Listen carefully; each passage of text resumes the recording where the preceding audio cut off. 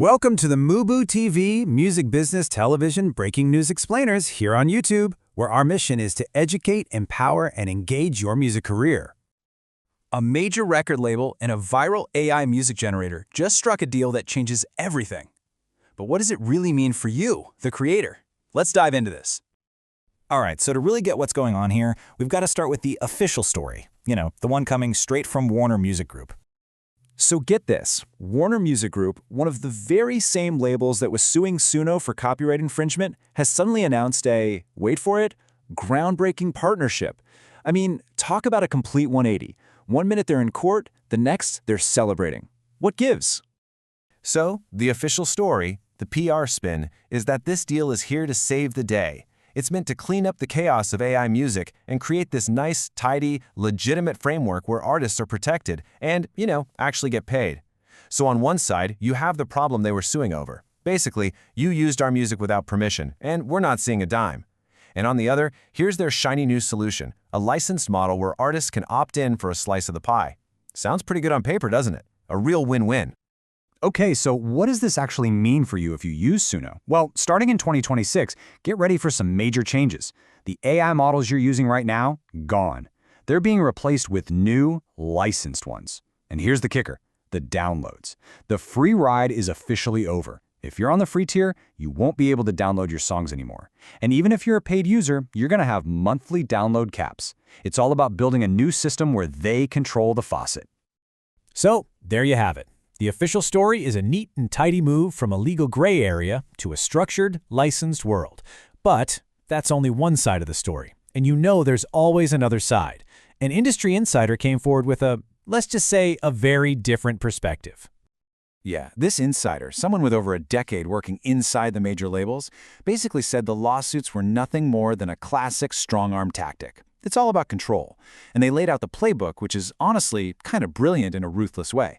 Step 1, demonize. Make the new text sound like the end of the world. Step 2, sue. Hit them with everything you've got, threaten, blackmail, whatever it takes. And then step 3, control. You swoop in looking like the hero with a partnership that really just gives you majority control. Sound familiar? They say it's exactly what happened with Spotify, and it's happening all over again right now. So according to this person, this isn't a partnership at all. It's a straight-up takeover.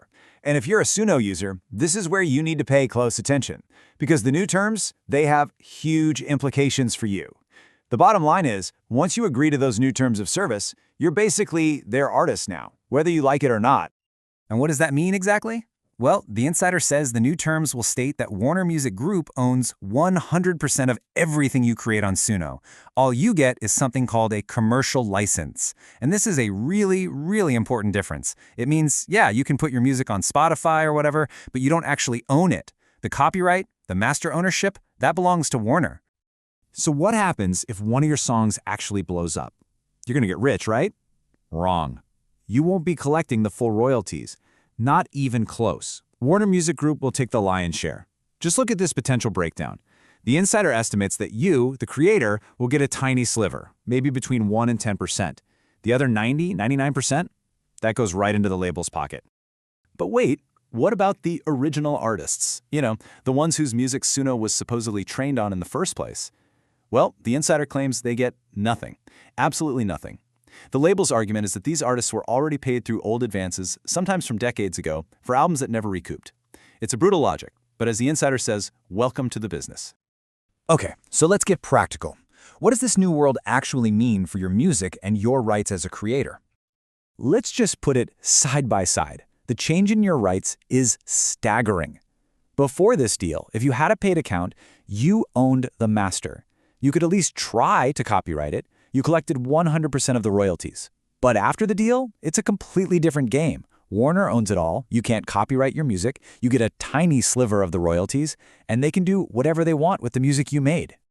So the big takeaway here is a massive transfer of power and ownership from you, the creator, to the corporation.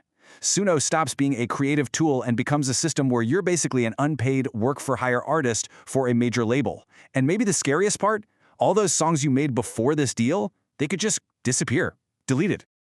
So all of this leaves creators like you at a major crossroads. Where do you go from here in this new world of corporate-controlled AI music? What this deal really does is it cements one possible future for AI music, what you might call the walled garden. It's safe, it's easy to use, but everything inside is owned and controlled by the corporation. That's the Suno/Warner model. The other path? That's the Wild West.